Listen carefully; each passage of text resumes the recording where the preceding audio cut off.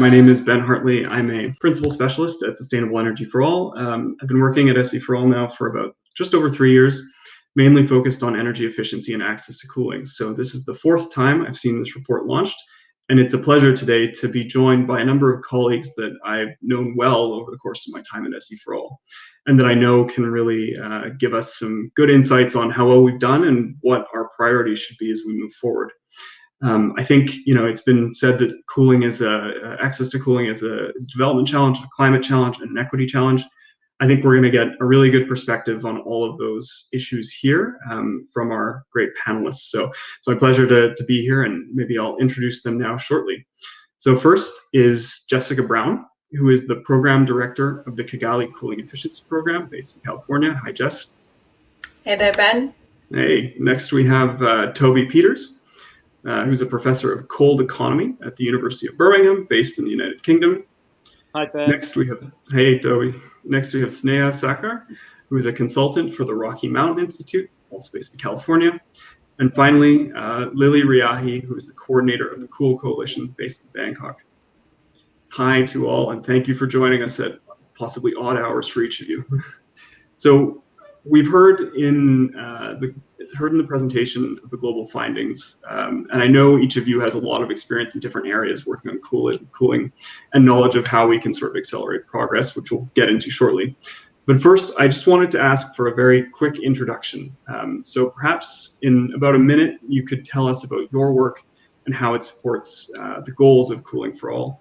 And we'll start with Jess, please. Thank you. Thanks so much, Ben, and congratulations to you and the team on another great report, and perhaps the most chilling of all four that you've produced. Really looking forward to reading in more depth in the coming days.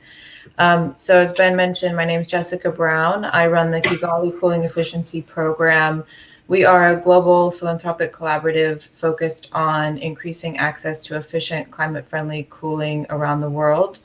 And we've been running since 2017 and have allocated about $60 million in resources to scaling up efficient climate-friendly cooling. And we have a major thread of work focused specifically on increasing access to cooling. And we feel that KCEP has really helped to get cooling on the global map and elevate the issue among funders and policymakers in particular. So I'll stop there and looking forward to the discussion. Thanks. That's probably an understatement to say that KCEP is catalyzed. They've done catalyzed work on this. You've done a lot more, and the impacts have been felt very widely. Maybe next we'll go to Toby, please. Thank you, Ben, and also well done on the report. I'm looking forward to dive into it. So during the past year, I've gone back to sort of research, and we've built a portfolio of projects with UK government funding and partnerships across cold chain and bottom-up needs-driven systems approaches. This includes the design for mass-scale COVID-19 vaccination, the new Africa Centre of Excellence for Sustainable Cooling and Cold Chain to support least served communities and reduce food loss and access to cooling, which I think you'll be hearing about later, and also a whole system farm-to-customer fridge approach to deliver a clear pathway to achieve the UK's net zero 2050 target while maintaining food security and access for business and economic opportunities. Obviously, we've got some more projects to be announced, and these projects, given the global nature of cold chain, really do work closely together. I think this is the largest clean cold chain research program globally. Back to you. Great, thanks, Toby, and you certainly contributed pretty significantly to the body of research on this as well. Maybe next I can go to Sneha, please, and tell us a little bit about your work. Hello, everyone. I'm a consultant with the Rocky Mountain Institute, or RMI. RMI is an independent nonprofit organization that transforms global energy systems through market-driven solutions to align with a 1.5 degrees future. We've been working in the cooling space for around 4 years now, starting with the Global Cooling Prize that was launched in 2018, with the objective of finding a cooling solution with 5 times lower climate impact than today's prevalent technologies. And you'll hear more about the prize later in a video from Ian Campbell. In 2020, we completed the Primer for Sustainable Space Cooling with the World Bank SMAP group. And currently, we are undertaking a guide on sustainable urban cooling, which is a Cool Coalition-supported initiative. So while our Global Cooling Prize work focuses on breakthrough cooling technologies, both the primer and the guide reflect a broader whole system approach that is foundational to RMI's philosophy to addressing the cooling challenge. Looking forward to the discussion. Back to you, Brian. Thanks so much. Yeah, and stay tuned for a video from RMI on the winners of the Global Cooling Prize. So maybe I can go to Lily in Bangkok, please. Yeah, thanks, Ben. So I think the way we're helping to achieve cooling for all through Cool Coalition is, well, we have the philosophy everyone will need to really collaborate to catalyze comprehensive action on efficient climate-friendly cooling. And that this action really must support measures that reduce the need for mechanical cooling, such as green roofs and natural shading, and some of the things Brian was mentioning. Improve efficiency of equipment and appliances, of course. Shift to low GWP refrigerants and shift to greater use of renewables, while of course ensuring that we protect the most vulnerable from lack of access, which we heard from Damilola earlier today. And that is really the raison d'etre, I guess, of the work that we do as the Cool Coalition, which is a joint effort of over 100 governments, cities, civil society groups, industry development organizations. These stakeholders together have joined forces to collaborate on advocacy, knowledge exchange, and joint action. And collectively, we are supporting countries and industry to really tackle growing cooling demand in an efficient and climate-friendly manner that can also contribute to the Paris Agreement goals, Kigali Amendment, and the SDGs. So that's a little bit about what Cool Coalition is doing. Thanks. Great. Thanks so much, Lily. Yeah, we can do more together, and the Cool Coalition is proving that. So now let's jump into the heart of the discussion, and I'll start again with Jessica, if that's okay. You've spent the last 2.5 years helping to lead the Kigali Cooling Efficiency Program and have a really, really good perspective on what has worked and what hasn't worked in terms of moving the cooling agenda. I think you've certainly made progress in terms of elevating access to cooling and cooling as a climate issue, but have we succeeded in equally elevating cooling as a development issue?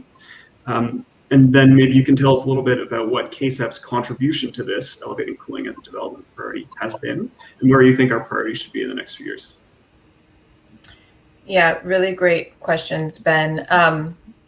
First, I'll start by saying it's part of KSEP's mission, and it's actually embedded in our results framework that we have to elevate access to cooling as a development priority. So it's something that we are really focused on and actually trying to measure over time. So the work that you all are doing as part of SE for All is really critical for our success as well. And secondly, I guess I would say that I wouldn't necessarily make a distinction between elevating cooling as a climate priority from elevating cooling as a development priority. From my perspective, these can really go hand in hand. For example, when we use official development assistance for climate purposes, this can both be furthering development aims, but specifically with climate mitigation and or adaptation in mind as well. So from my perspective, I think climate goals and development goals can really go hand in hand. I will say that KSEP, and I really think about this as the KSEP community, not just the secretariat, but the grantees, the funders, through our work, our communications channels, the great work of SE for All, the work of the Cool Coalition, et cetera. This community has absolutely helped to elevate cooling as a development priority. We are seeing concentrated and specific funding being allocated for cooling from bilateral ODA budgets for the first time. There's a lot of funders coming out very strong to support cooling. There are a number of specific initiatives for that. The World Bank has dedicated cooling work. The Green Climate Fund has begun to focus on cooling. Even the IFC is focusing on cooling through their Tech Emerge program. And I would say none of this has existed a few years ago. So that's a really important sign. We're also seeing a number of really great project level wins from the communities that we're supporting within our program that are really quite exciting, and that demonstrate the confluence of climate and development benefits of improving access to cooling.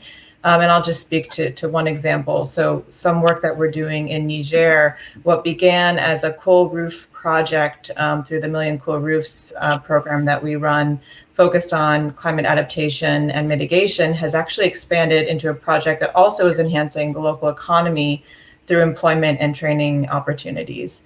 So these types of sort of community level project wins are happening across the program that we're working on. And to your point about what more needs to be done and what more needs to happen, I absolutely think there's just so much more that needs to happen.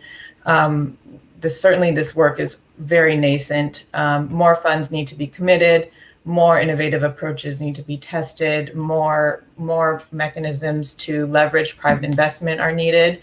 Governments facing cooling challenges need to elevate the importance of access to cooling. I would say more work on the national cooling action plans, more work in terms of the urban planning, creating cooling safe havens in cities, the solar reflective roofs, green roofs, urban greening to decrease that urban heat island effect are just absolutely critical.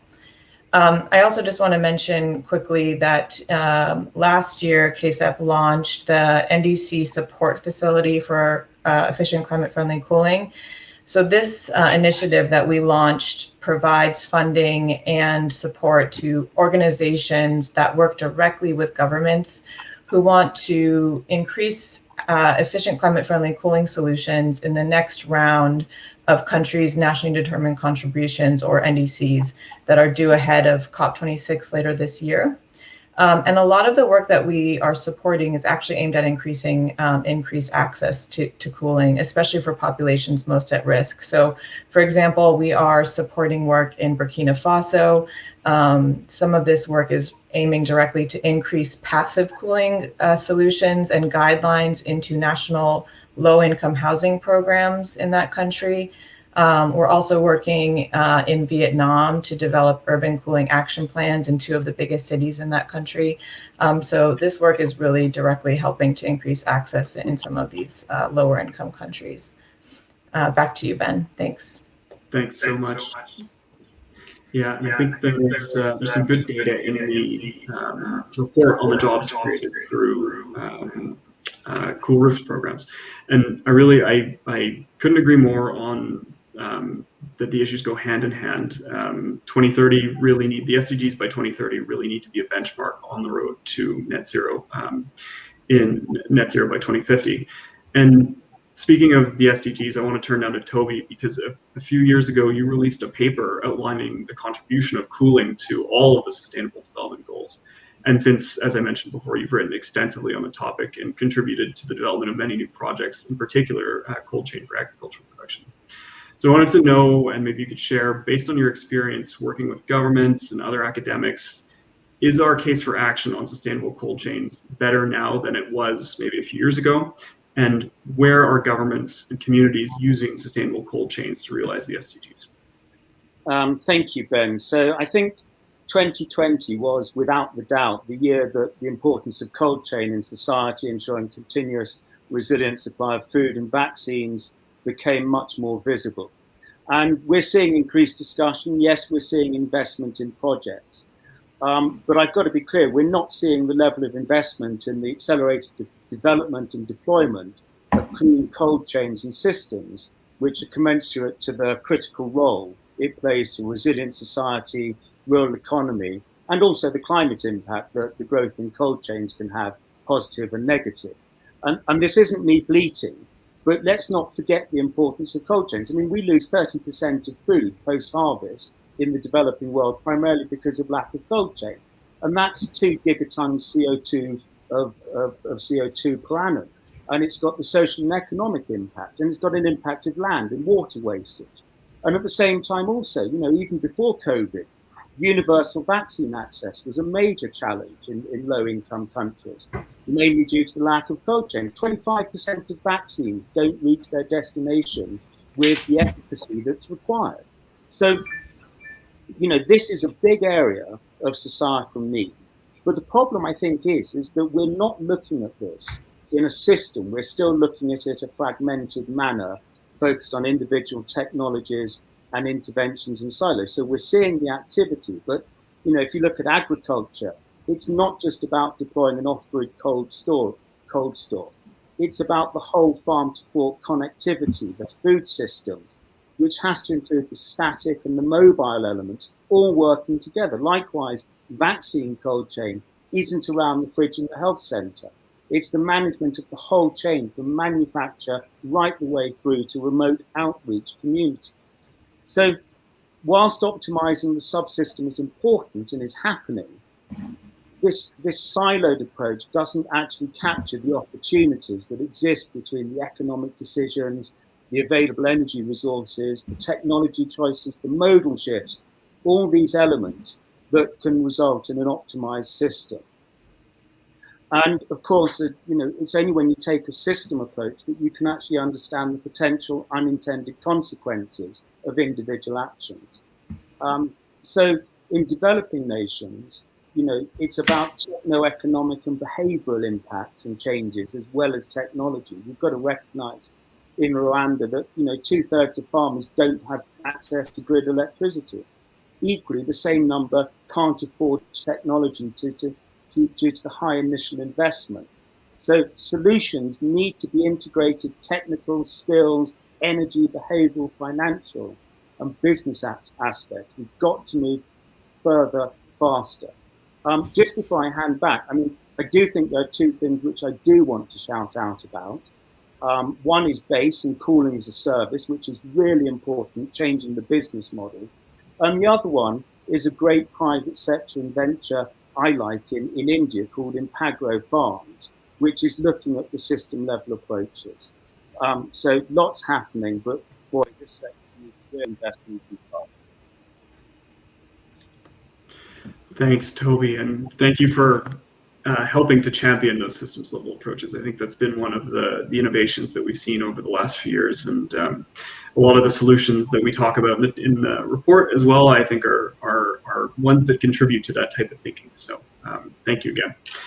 I'd like to turn now to Sneha and talk a little bit about RMI. RMI has led the charge on efficient, affordable appliances for space cooling, which is a key part of this of delivering sustainable access to cooling through the Global Cooling Prize and a recent World Bank primer on space cooling, which you mentioned off the top. So I think my question for you is very much on the progress that we're making on appliances. Are efficiency levels and affordability of appliances used for space cooling keeping pace with growing global needs for cooling? And then what can governments in developing countries and international development institutions do to ensure that these solutions are not just available, these sustainable solutions are not just available, but also affordable? Thanks for that question, Ben. So I'll start with the whole system approach that I mentioned earlier. There's an actual sequence to do things, and we have to first work to reduce and right-size the cooling loads, such as through passive building design, building energy codes, etc. Then we want to look at how do we serve the residual cooling loads as efficiently and as sustainably as possible. So in that sense, we want to be looking at more than efficiency levels alone, but I'll speak to the efficiency question. So over the next 3 decades, we will likely have 4 times the number of ACs in operation than we have today. And even at 4 times, we are not still meeting the cooling needs of the entire population. So in order to neutralize the impacts of this 4 times growth, logically, we want to have 4 times less energy use. The efficiency levels, if you look at the market averages today, aren't anywhere close. Although 4 times less energy use has been successfully demonstrated through the prize, and we know that it's technically possible. In fact, even with today's best available cooling technologies, if those became the norm, we could be using less than half the electricity we use today for air conditioning. So case in point that the opportunity cost of today's cooling practices is really high.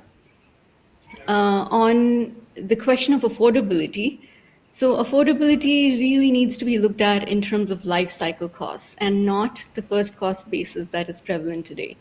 To use an example, the two winning technologies in the prize cost just over 2 times the cost of today's baseline unit.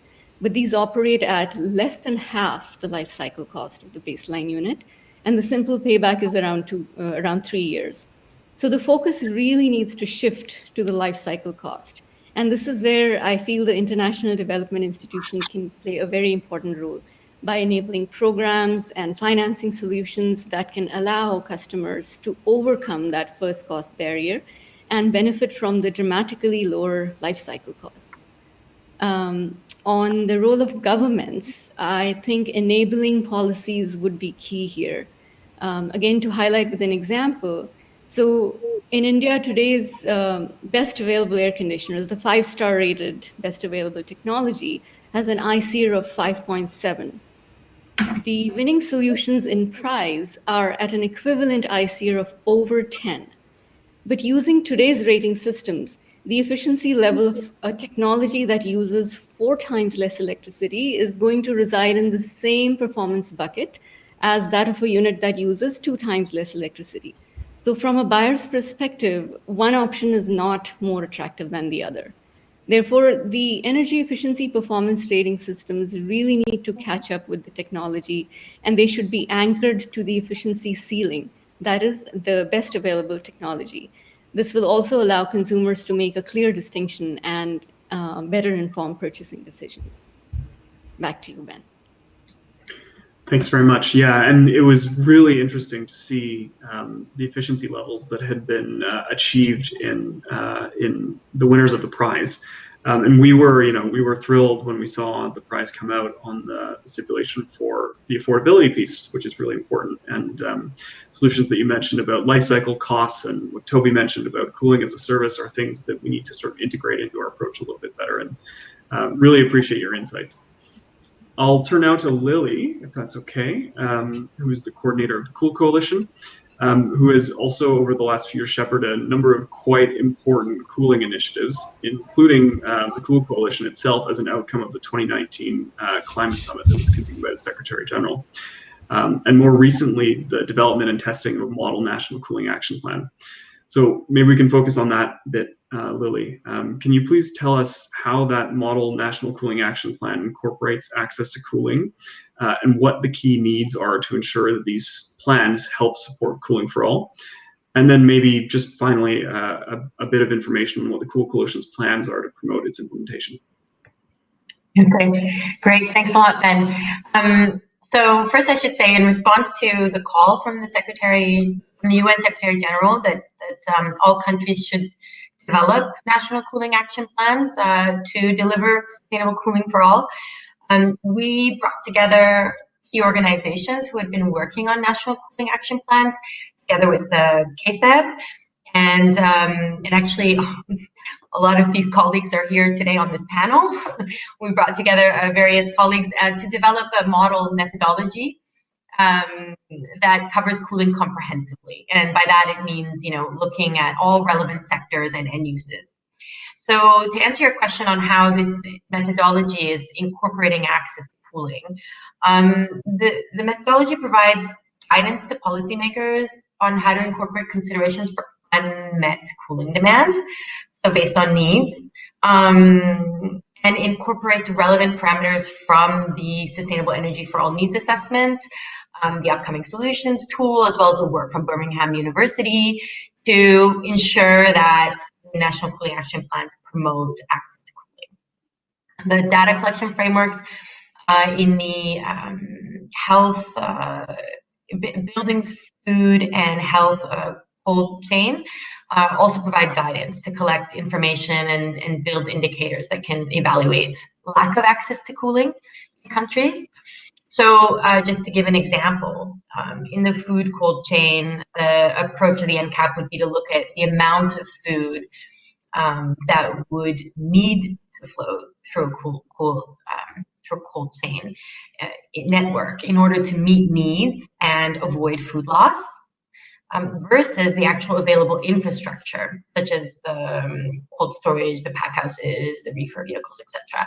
And so this allows the policymaker to identify the demand gap and therefore inform policies that would help, in this case, realize SDG 2 on zero hunger, contribute to that. And I think one of the most important aspects is that this NCAP methodology really sheds light on the unmet demand and raises awareness from a political perspective. So it provides actions that can be taken to narrow this gap.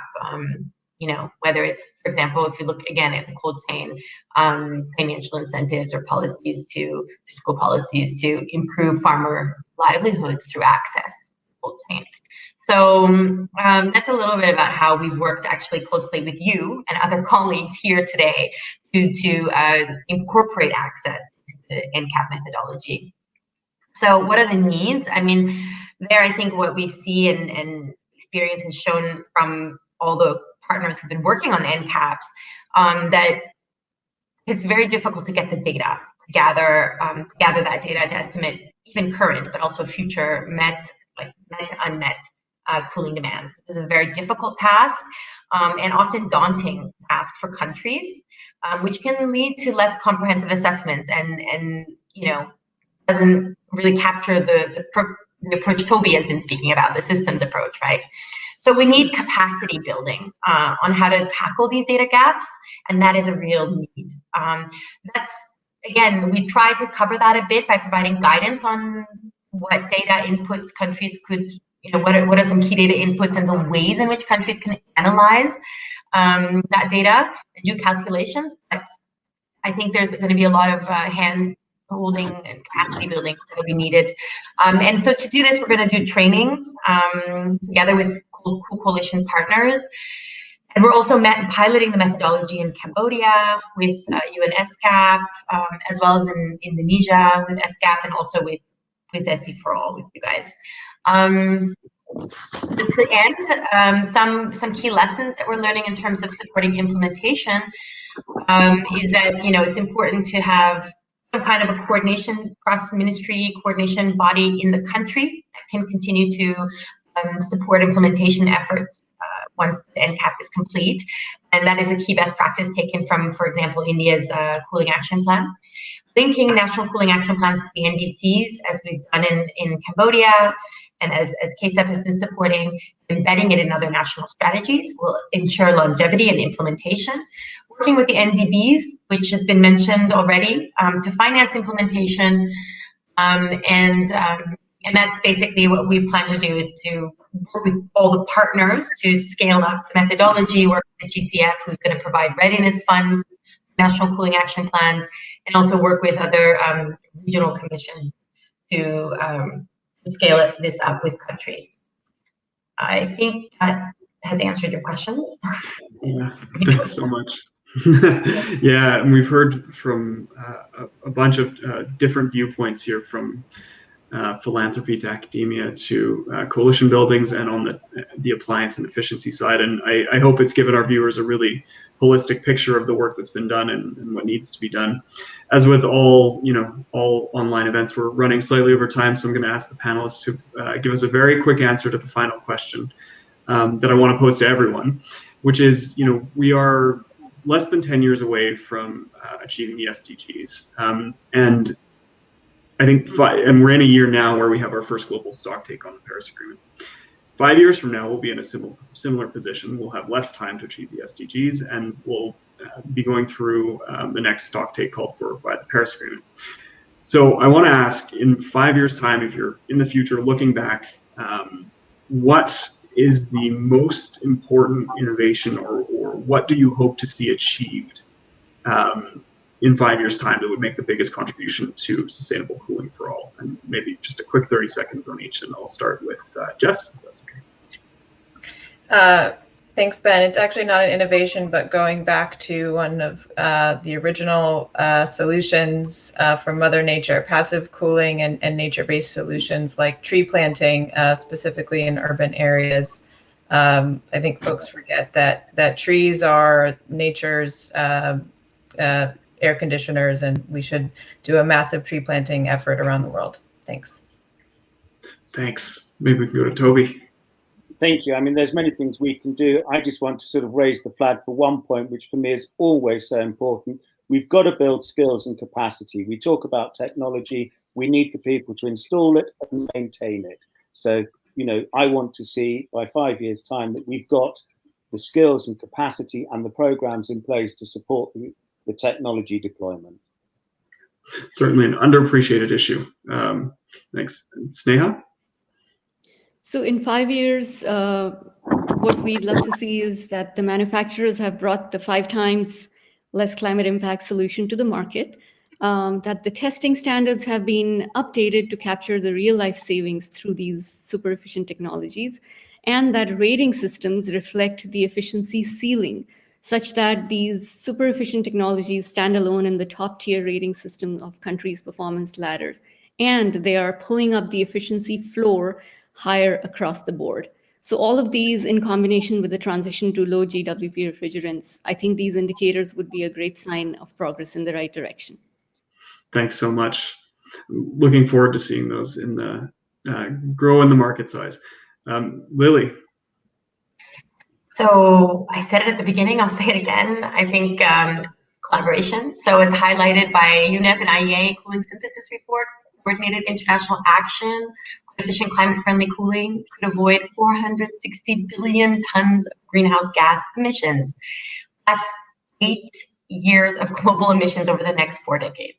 So for that to happen, we need more collaborative action. We need to leverage the power of the collective through initiatives like SE for All, like Co-Coalition and others, the people and the planet. So hope I can end with collaboration. That's great. Yeah, no, it's absolutely necessary, and we can do all that while supporting the achievement of sustainable development goals over the next less than 10 years. So I just want to conclude by thanking our panel. Had the chance to work with each of you extensively over the last few years, and we really appreciate you joining at early or late times to share your insights with us and to give us your thoughts on the path forward. It's really very much appreciated, and we appreciate the work that you're doing on cooling.